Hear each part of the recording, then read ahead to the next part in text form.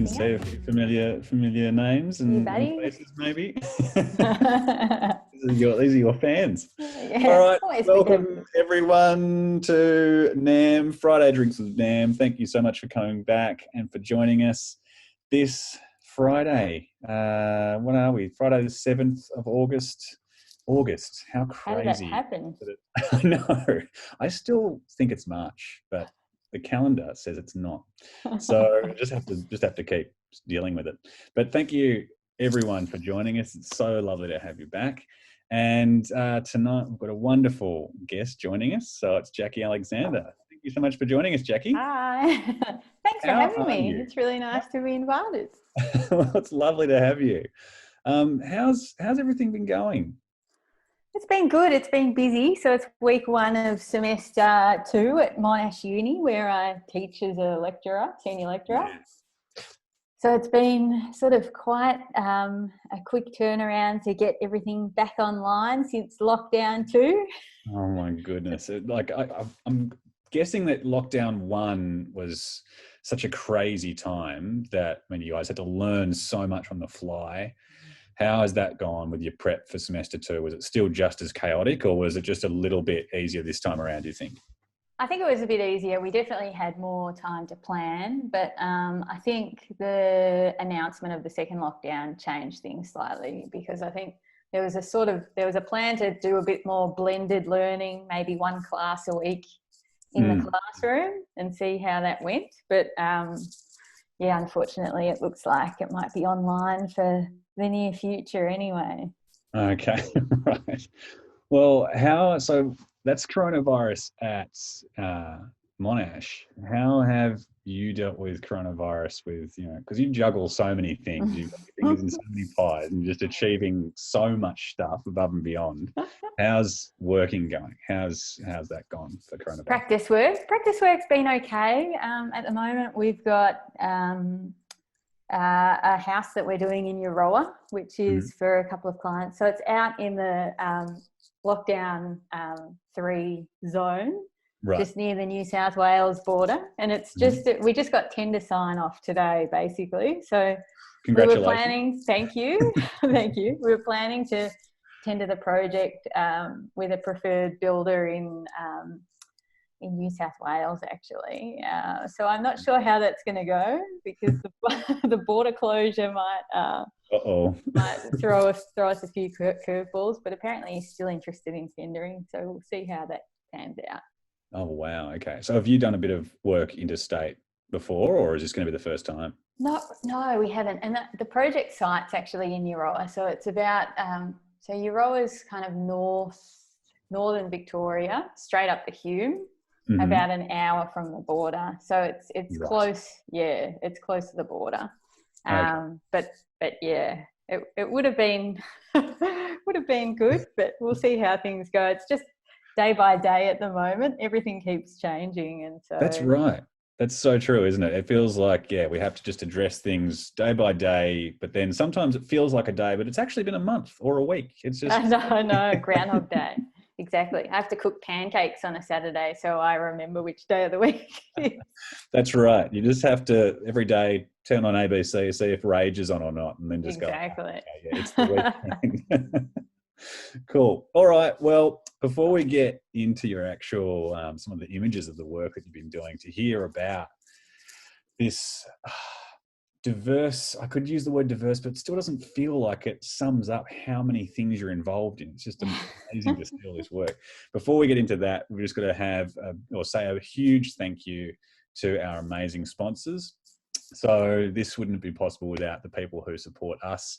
So the first big sponsor that we have, who Jacqui's also associated with, and we'll be hearing a lot about Monash today, is the wonderful people at MADA. So it's been fantastic hearing about how Monash, specifically MADA, have been pivoting to actually support all of the students and staff throughout this really difficult time.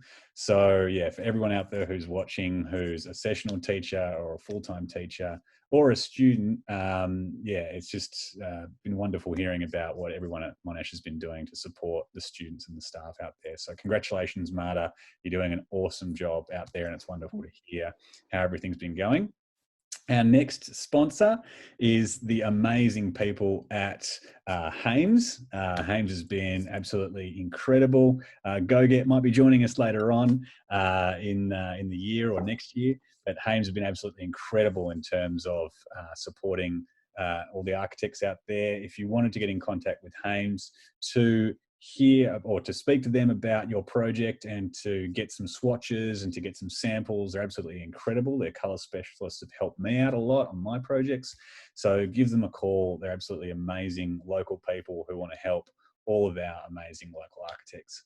And our other new sponsor that we have is the amazing people at Vectorworks. So for young practices out there that might not know, Vectorworks is this incredible BIM package, and it actually is more affordable than some of the other packages out there. It can do everything that the other BIM packages can do, and it's really incredible to speak to those guys and to see some of the examples of what they actually can achieve with that software. So if you're a young practice or a new practice and you're sort of thinking about what might be the right software for you, it would be a good idea to have a chat to the people at Vectorworks, because they'd love to talk to you and to show you what their software can do. So thank you so much, Vectorworks, for sponsoring NAM and for supporting all of the young and emerging architects out there. So Jacqui, let's hear a little bit about some of the work that you've been doing. I mean, we've only got about an hour, so we're not going to get to all of it because I don't know how you've crammed it all in. But let's talk about, I guess, some of your private work first. So you just touched on this before, right? So let's hear a bit about this. Yeah, so the images that are on the screen at the moment are a couple of images of the house in Euroa that I have been working on with my partner, Ben Sheridan, who's the other half of Alexander Sheridan Architecture. So this is the project that's just about to go to tender.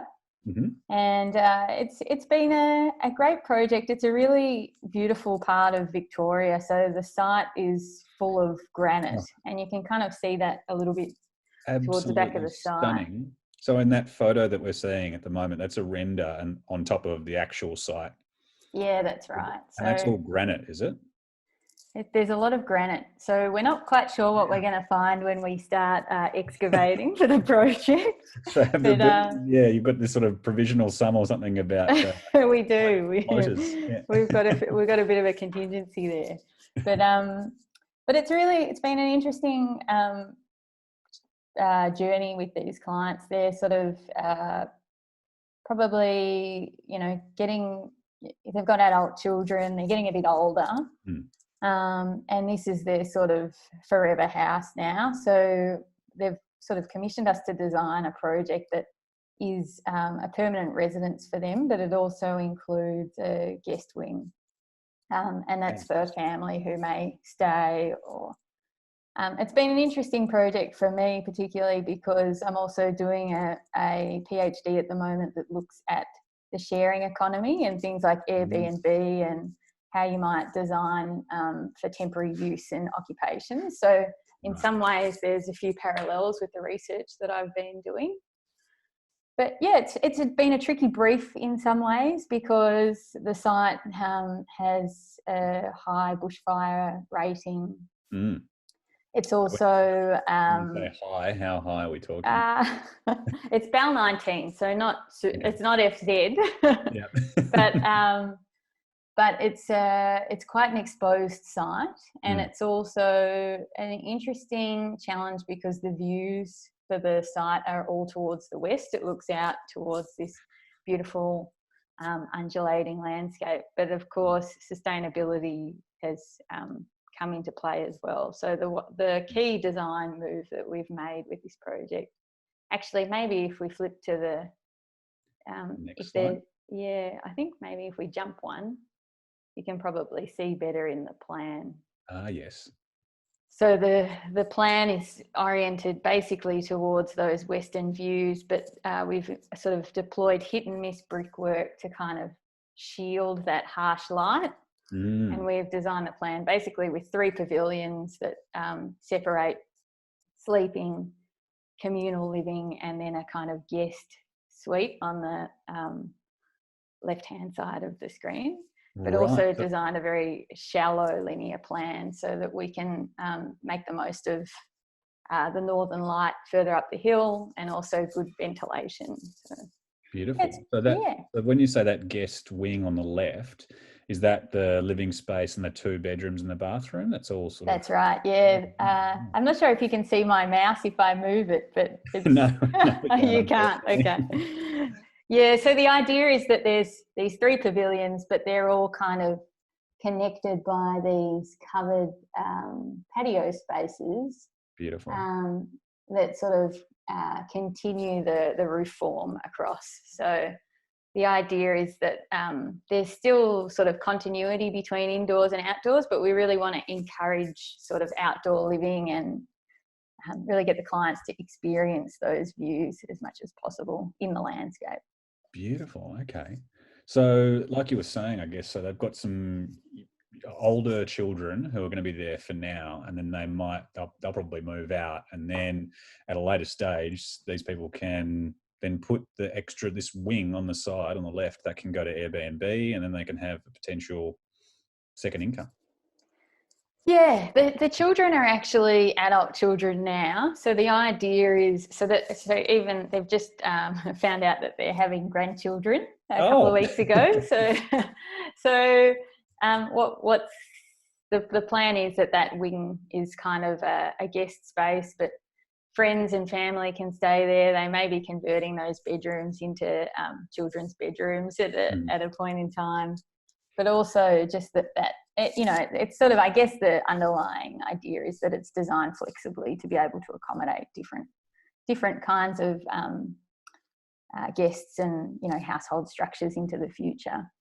Yeah, that's great. So it's not just a house that only works in one way over time. It can adapt, and it can, they can sort of change it as they need to as time goes on. That's really great. Right, yeah.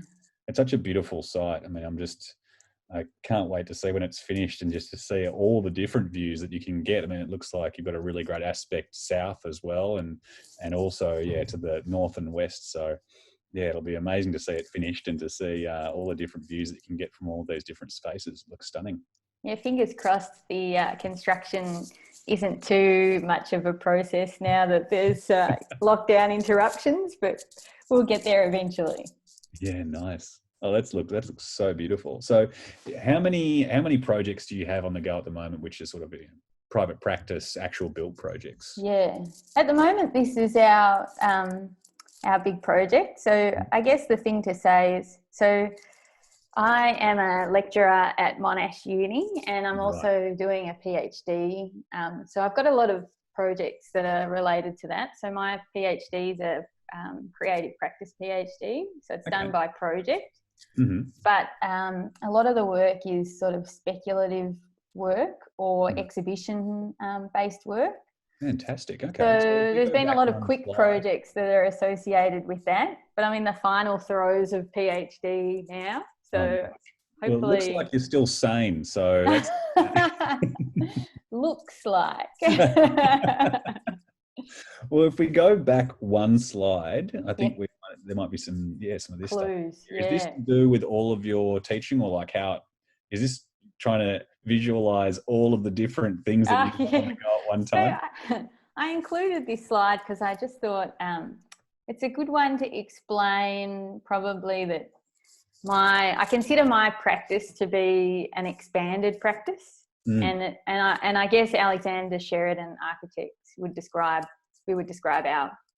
ourselves as being interested in a kind of expanded practice that's not just about producing buildings, but also using design research as a vehicle to explore ideas. I've had a previous life as in architectural publishing as an editor as well. So fantastic. Part of my research work is, writing about architecture and architectural criticism. But I also, I do a bunch of things. Of course, I teach. So one of the things that I've been doing the last few years is taking the Prato trip, which is a sort of architectural tour of Italy where Monash has a campus. I've been sort of getting really into Italian design as well on the side. And I'm also, as I said before, doing a PhD exploring. My research area is looking at new ways of new modes for shared living. So I'm looking at the architectural and urban implications of the sharing economy. And I've been testing that through a variety of different kinds of architectural projects, including exhibitions and publications and speculative design, prototypes, you name it. So that's why it looks like I'm busy. So part of the publishing work that you were doing, is that to do with Post, the bottom right image there? Yeah, it is. So when I was a student years ago, I used to be an editor at Monument magazine. Oh, right. Wow. And so I did that for a couple of years, and then at the same time I was quite interested. Partly the reason I got into that was because I was interested in starting an architecture magazine. So Post magazine was the result of that. I started that with a few friends from RMIT at the time where I studied. And it was a sort of little publishing project that was looking at the lives of buildings after the perfect moment of completion. So it was a bit of a counterpoint. Main photos. Yeah. So a bit of a counterpoint to, I guess, images, some of these renders that are devoid of people and things like that. But I guess also to the mainstream architecture media, like magazines like Monument, that sort of focus on the architect's intent, but less about the reception of the buildings and the way that buildings can adapt over time. Absolutely. And so I guess it's a funny thing to talk to some clients about, because I guess they want to choose products or go ahead with a design that looks beautiful and it's, going to have lovely materials. And then after all those photos are done, they're still going to just push it and pull it however it's comfortable. Right. That's right. Life. And I guess that it's sort of, one of my interests that I think is carried through to the work that I'm doing in practice and PhDs is to do with the kind of ongoing life of buildings and their ability to adapt and flexibly accommodate sort of unpredictable and unexpected, narratives, I guess. So, yeah. That's right. Because I guess, we plan for everything that's in the brief and everything that we learn about the people as we go along. But, people's lives are still going to change. Exactly. As we've noticed this year. That's right. Cool. All right. Well, yeah, we've talked about the built project that you're working on at the moment, which looks like an absolute stunner. What was the next project you're going to show us? Is it some of your academic work? I think maybe the next page had some images. Okay, so that's just some more interiors of that Euroa project. So showing some of those views out. A dark ceiling. I'm actually dealing with a dark ceiling on the house that I'm working on at the moment. Where the builder was really like, don't do it. Oh no! He was like, all the glancing light is going to show up all of the imperfections in the ceiling. So I just had to bite the bullet and say, oh, can we come on? That's what's specified. I want to have a go. So we'll see how that comes up at the end. Yeah. Well, I think the thing about the dark ceiling is it's an interesting strategy in some ways, because it really seems to, in some ways, make the interior recessive and the exterior really pop. So that's kind of part of the strategy, that we're sort of really trying to frame the landscape, and then the house becomes a kind of vessel from which to view the landscape. Absolutely. I think it's an interesting discussion. I mean, we're not using the dark ceiling in the living areas, But, I think for a long time in architectural conversations that I've had in offices, it's like, well, you want to use if you're going to have any kind of color on your walls, you want to have a quite light color on your ceiling. There's like why there's ceiling white, because it's really white, because it makes it feel bigger. And then the converse, I think, is having a dark ceiling makes it feel nice and cozy. So, there's different reasons for these things. Yeah, I would agree with that. And I think it's, in this case, in this project, it was really important that the ceiling was read as a kind of consistent plane throughout the project, because it continues from inside to outside and really makes those external spaces, which you can kind of see in that view on the right hand side with the hit and miss brickwork, feel like a kind of extension of those interiors, and that you're kind of living underneath this big roof, and that all the activities of the house kind of play out under this sort of big plane. Yeah. No, I think it's going to be great to play with it, and then also to get the feedback after people have moved in. Yeah, that's right. It's what it's all about, right? It's not just not just so it photographs well. It's yeah, that's right. Beautiful. Oh, and I love the bespoke chimney in the courtyard outside that I can see. Yeah, the little glimpse through there. Yeah, we're using some nice Krauss brickwork, which isn't from too far away in Stall, so we thought we'd celebrate the brick a little bit. Absolutely. And try and express it with that edging. So yeah, I think it'll work nicely. Yeah, it does look nice. It's beautiful. All right, so have we got some more internal shots next, or have we got some images of your images? Is this with your work with RMIT? Well, it was part of an exhibition that I was a participant in, an exhibitor in, called Occupied. So this was at the RMIT Design Hub. Good spotting, Daniel. But it was this is actually part of my PhD. So I included this project because I think it's a sort of simple way of explaining some of the ideas that I'm exploring with that. So I mentioned before that my PhD is looking at the sharing economy and what the architectural implications of that might be. Right. And so this exhibition was an exhibition by David Newstein and Grace Mortlock, who are a couple of Sydney other architects. And the premise of the exhibition, Occupied, was basically sort of making a proposition that in the future, given the fact that we're sort of approaching, or that we've passed peak oil and that natural resources are depleting, that in the future we're going to have to think about how we occupy cities differently. We're not going to be necessarily building at the same rate that we have historically. Right. And we're also going to be facing lots of different kinds of global challenges with population growth and mass migration and those sorts of things. Right. So each exhibitor was asked to kind of present some ideas for reoccupying the city or reimagining the ways that we might occupy the city. And so I, in collaboration with Sibling, designed this loft space, which you can see right at the end of the exhibition. And it was just a very simple room. It's not sort of formally very exciting, but the idea behind the project was really that we listed this loft space on a number of different sharing economy platforms simultaneously. So it's listed on Couchsurfer, Creative Spaces, what else? Some event spaces, I think Space Market,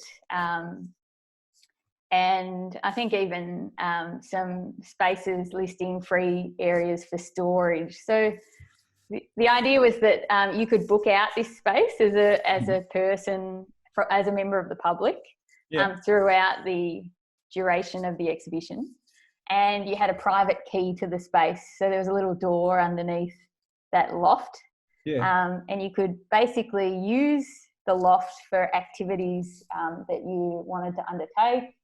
And it was sort of an interesting exposition of you know, exploration of public and private sorts of blurrings that occur in the sharing economy. But the idea was that it was a way of programming space so that there was an element of unpredictability within the exhibition, and all sorts of things happened. We had people running art classes and people giving speeches and movie nights and date nights and and actually one of the great things about the experiment was that because we were using different platforms, people could book into this space simultaneously, because some of the platforms allowed for 2 people to inhabit the space at the same time.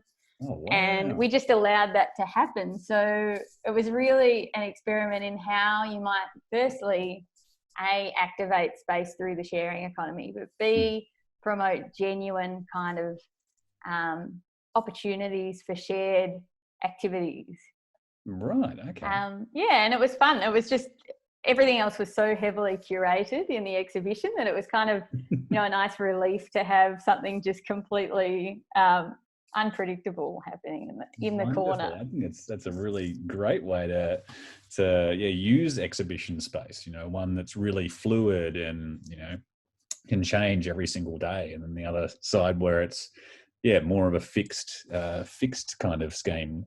In terms of that, the first picture that we've got on the left here, it looks like there's these different rooms that you were saying, you know, have been designed by other people. What were in each of those spaces, and were they just to be looked at? And how did they work? Yeah, it's a good question. So all of the spaces were sort of the other spaces, except for our loft, were designed by other architects. So that's Grace and David.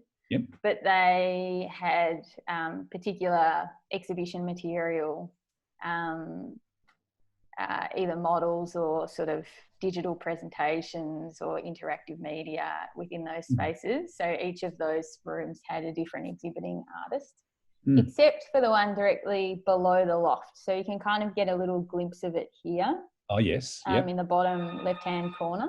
With the table lamp on it. It's got a little bookcase, a wall-mounted bookcase and some picture frames, and that was an interesting exhibition called "Never Discuss Politics in the Home" by an Argentinian architect called Leo Capetto, and he was basically occupying the exhibition. So his proposition was that he turned that space into a home and held all these kind of sort of didactic and discursive dinner parties within the space where he'd invite various people and they'd all sit around and talk about topics that he would come up with that were topics about urbanism and the issues that arise in urban environments like gentrification or you know, things that were relevant to the kind of overarching conceptual framework for the exhibition.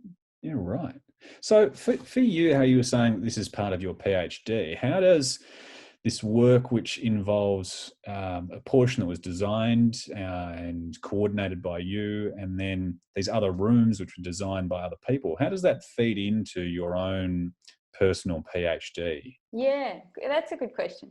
Well, I guess this particular project, Super Shared, is the loft. So that was the work of myself and sibling. But that project, as a collaboration, becomes one project within a suite of projects that I'm undertaking for my PhD. So all of the projects that I am developing are looking through the lens of the sharing economy and exploring different aspects. And they're generally increasing in scale, from like the scale of the room up to the scale of the city, and sort of exploring the relationships, spatial relationships between, I guess, ideas that link all of these things together. Right. But if you flip to the next page, I could show you kind of what I mean.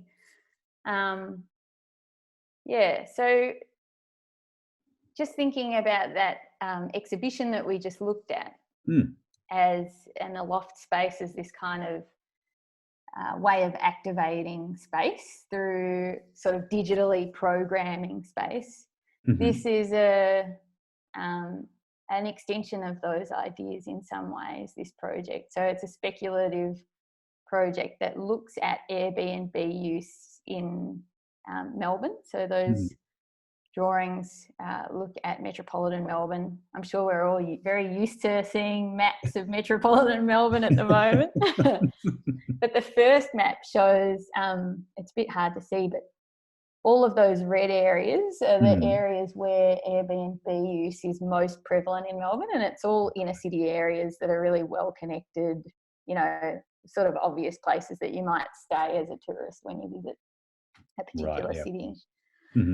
But one of the challenges that I'm finding through my research, looking into the opportunities and challenges of the sharing economy, is that there are actually some consistent problems that are arising from city to city around the world to do with Airbnb use.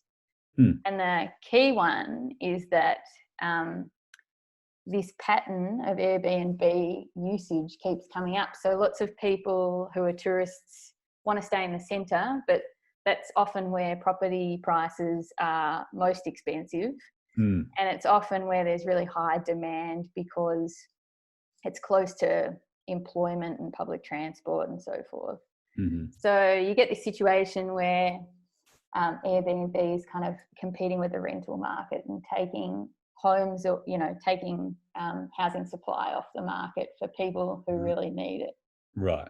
So is this like what we've found in what's been happening down in Tassie, down in Hobart? Exactly, yeah. It's exactly the same situation. Although probably I imagine the coastline as well in Tassie is pretty hot property.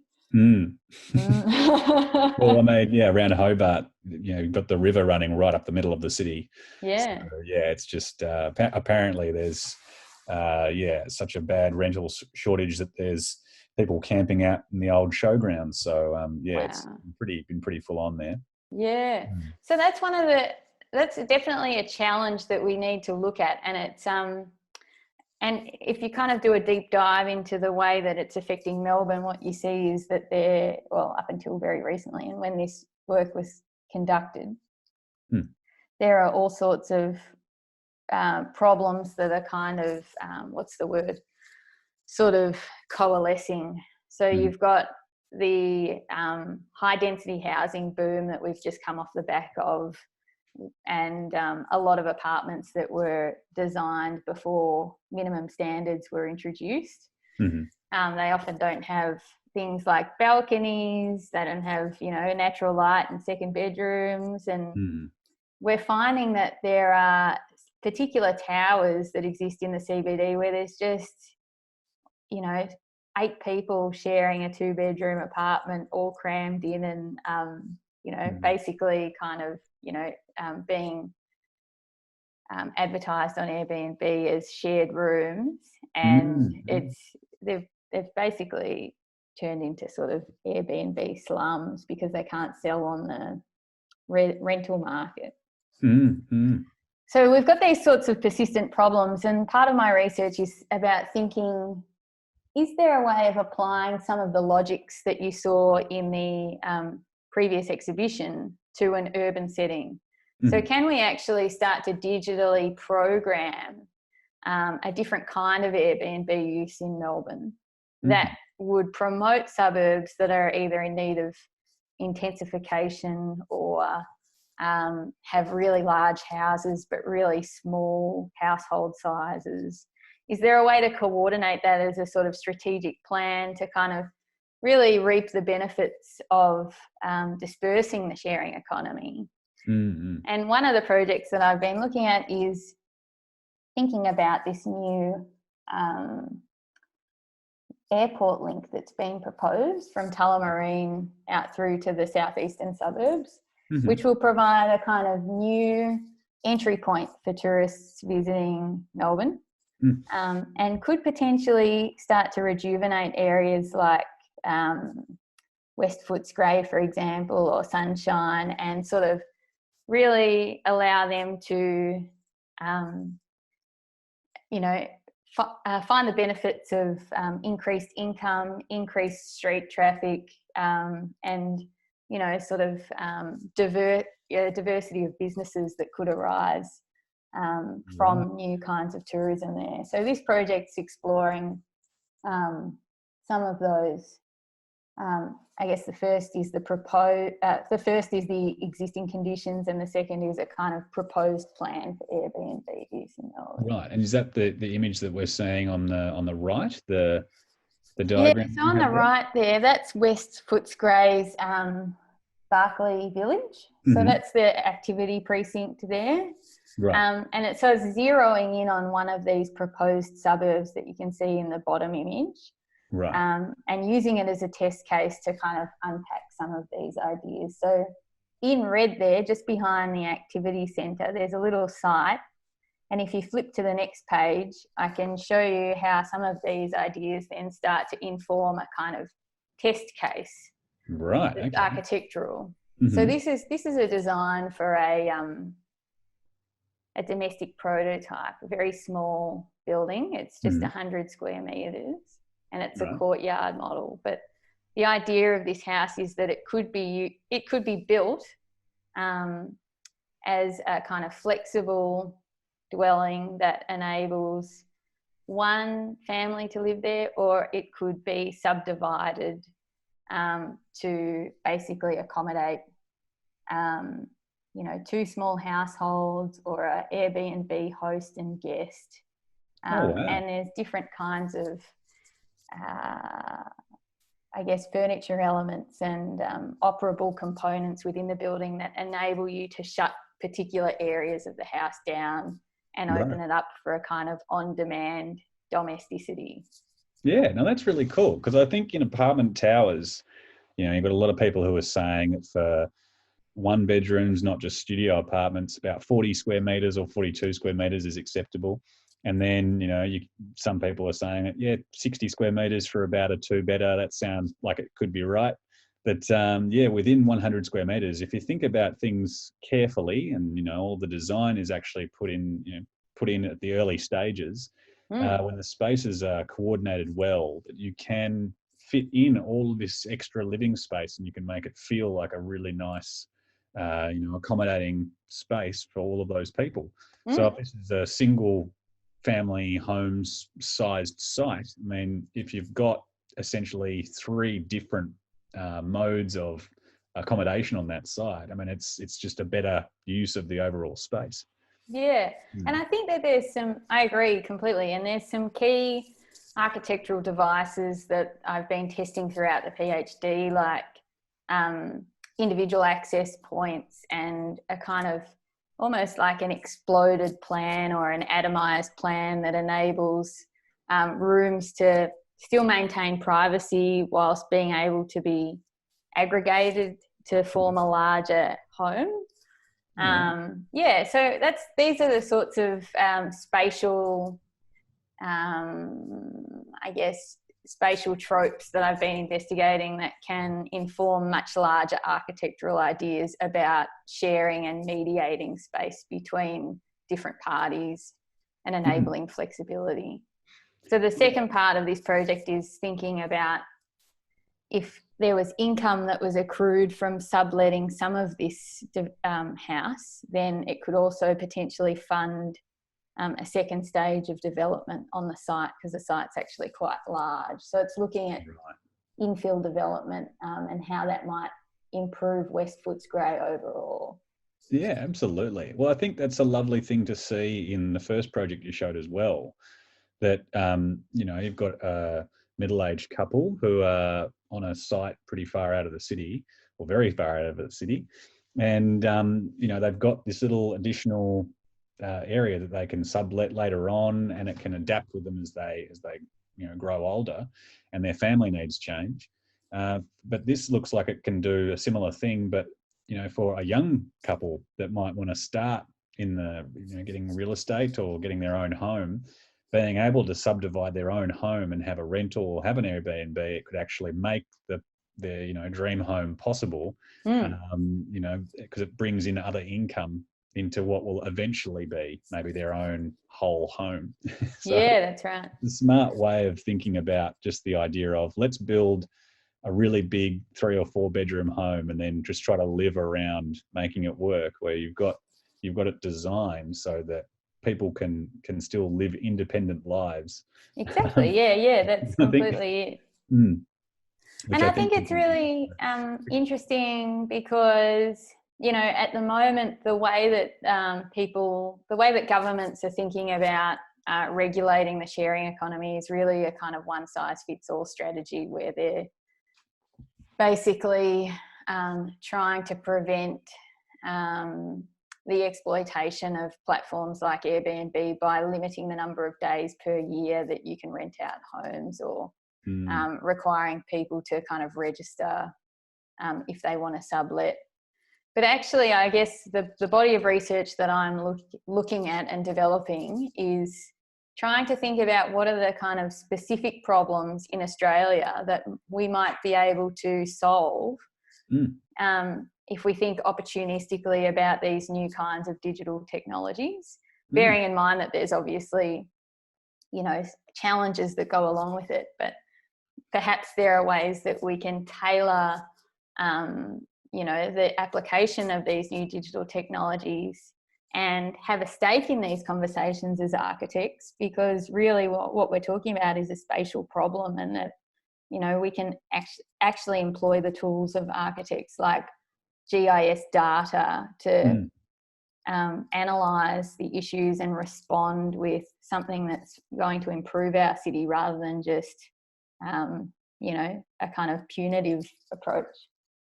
Yeah, I think, it feels like the real livability of it, the thing that doesn't just make it a numbers game. That seems to be the thing that would be the difference between, developments that just talk about net floor area and net sellable area, and then actual community building. That's what's going to. That's right, and benefits for residents ultimately. Yeah, absolutely. Well, is there another slide after this about more of the research work that you've been doing, or are we? I think this might be. I think that might be the end of the slides, but I'm happy to have a chat about. Oh no, I wanted to have a chat. I just didn't want to miss any of the other work if you had it. But I think this is leading me to this a question that I wanted to ask you. So, a lot of people are wondering if doing a PhD is for them. And I think sometimes architects might say, "Oh, look, I'm committed to working as a design architect who gets buildings built." And then they think, "Well, if I'm going to get a PhD, oh, well, I don't want to be an academic." And they might not think it can convert to the built stuff. They might think it's two separate things. But I mean, I was going to ask you the question, but I'll just say first off that I think your presentation was actually really great to show that it has totally informed the way that you've designed. Yeah. Was this, sort of part of the grand plan you took your PhD on? No. Was it part of my grand plan to do a PhD? Sorry, I missed it. To do to do the PhD and to still practice and have it all. Yeah. Well, to be honest, it's not something that I kind of had on my agenda. I never really, when I was studying my master's or something, I probably didn't think about doing a PhD. I thought, I just want to finish this and, get into practice. It probably is many of the young students in the audience might be thinking themselves, because it's a pretty long degree. But after practicing for a few years, and also being very involved at Monash sessionally, teaching design studio and history and theory as well, I was really interested in starting a PhD, because I felt like, and particularly a practice-based PhD, because I felt like it was a really interesting way into developing a specialisation and sort of moving my practice in a direction that I was interested in. So I picked the topic for the PhD, and it really kind of drew on a lot of my interests, both in architecture and media, as well as the sort of social aspects of architecture and the kind of, I guess, the afterlife of buildings in some ways. I think all of those three threads are kind of tied up in this PhD. But ultimately, I think it's a really good way to think about developing an expertise that can attract the sorts of clients that you want in your practice. So absolutely, it's part of my, I mean, it remains to be seen for me because I haven't finished yet. No, the first project, it's definitely got the sharing stuff in it. Yeah, that's right. Yeah. But hopefully, I'd really like to be, the final project that I'm doing as part of my PhD is a sort of new multi-residential shared development, and it would be really interesting to kind of try to push that to develop some more innovative typological projects within my practice. So I think it's a really good way to kind of move your practice in the direction that you want it to go. Absolutely. But I also think it's really important, it's a really important, as an academic and as an architect, I think it's really important more and more to be dealing with evidence-based practices. And one of the things, I think, one of the reasons why architects often miss out on sitting at the table is that, it's all a bit intuitive and people think that there's, bit cerebral, bit conceptual. And there's always been this push and pull between is architecture art or is it science, and, where's its value to society. And I think the PhD program at Monash was really attractive to me because it's not about you as a practitioner. It's not about your creative practice as an end in itself. It's about actually a kind of outward practice. So you're still having to solve, think about global challenges and try to address something that's going to be really significant for architecture in the future. And so I think this has allowed me to explore all sorts of contexts around architecture, contexts that inform architecture, like economics, politics, real estate, I guess socio-spatial implications and things like that, and bring together a body of research in a really evidence-based way. So it's methodological. Yeah, I think that's, one of the things that can be a little bit frustrating, maybe, especially when you have your own practice, is you sit there saying, "Oh, when will that perfect client come along?" Because it's a weird, profession that we're in that, let's say Hollywood or something like that.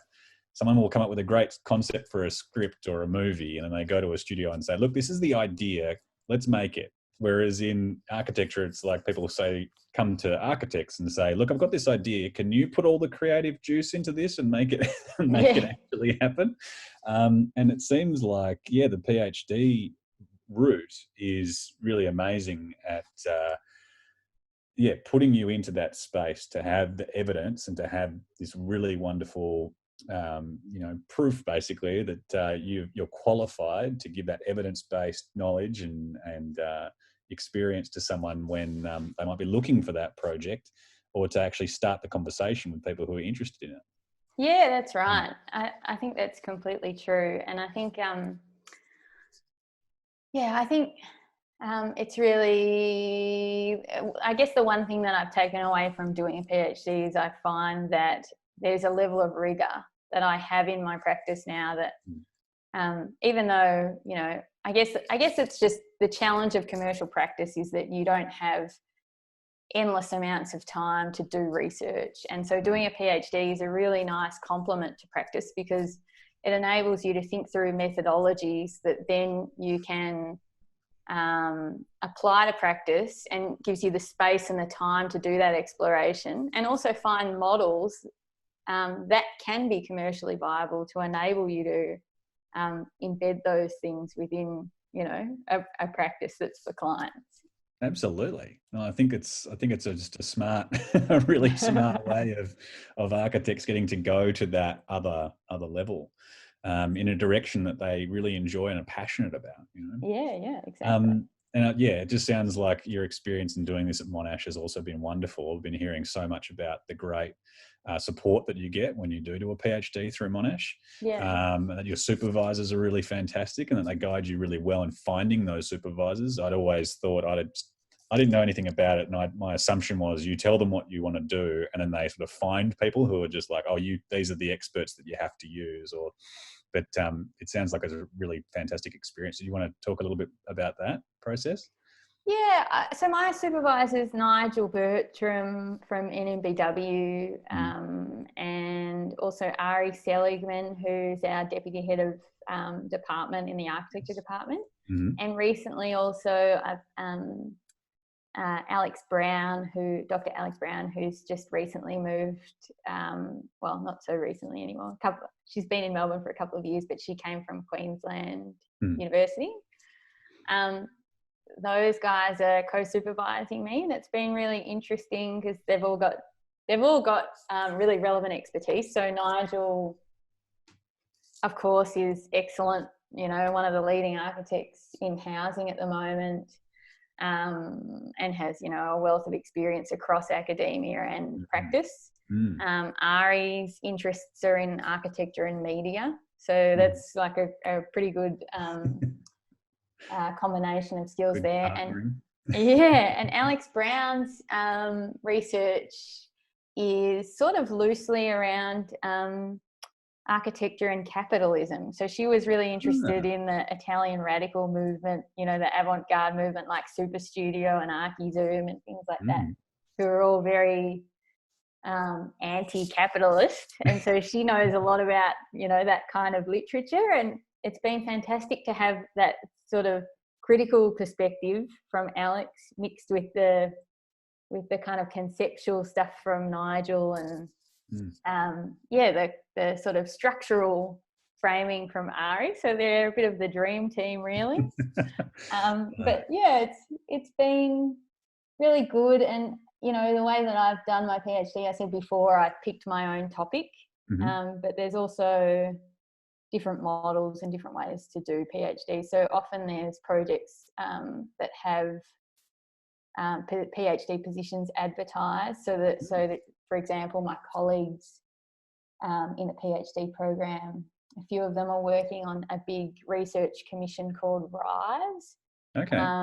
And RISE is an international interdisciplinary kind of research project that involves architects and doctors and scientists and all sorts of people who are all working on informal settlements in Fiji and Indonesia, and improving the kind of quality of water that exists in these informal settlements. So that they need all sorts of different kind of urban expertise and health expertise, and so there's a lot of opportunities to do live projects like that and sort of collaborate with different disciplines.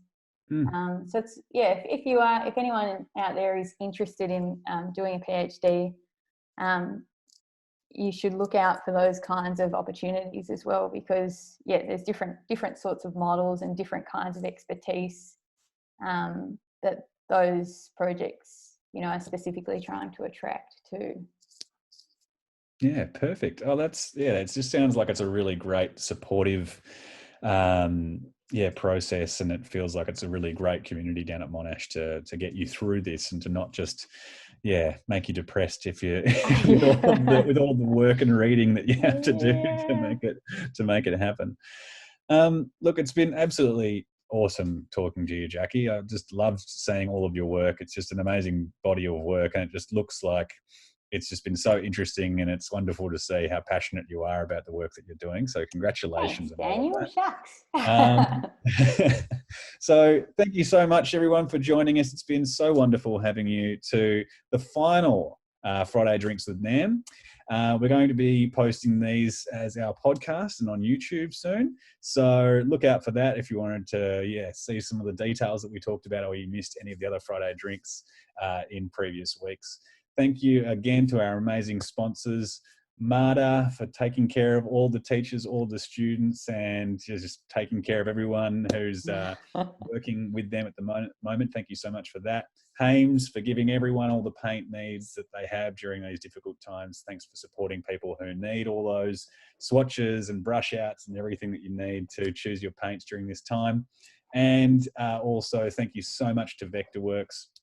They're an amazing program They've got a lot to offer. I remember using them when I was at university. They're a really great 3D software program. So if you're thinking about what's good for your small practice in terms of software, it might be a good idea to give them a call to see what they can do for you. All right, Jacqui, cheers. I hope you have a great Friday and a great weekend. And thank you. You too. And I hope to speak to you again in the future. It's been lovely hearing about all your work. Thanks, Daniel. Thanks for having me. No worries. And if anybody wants to email me any questions, I'm really happy to keep chatting offline.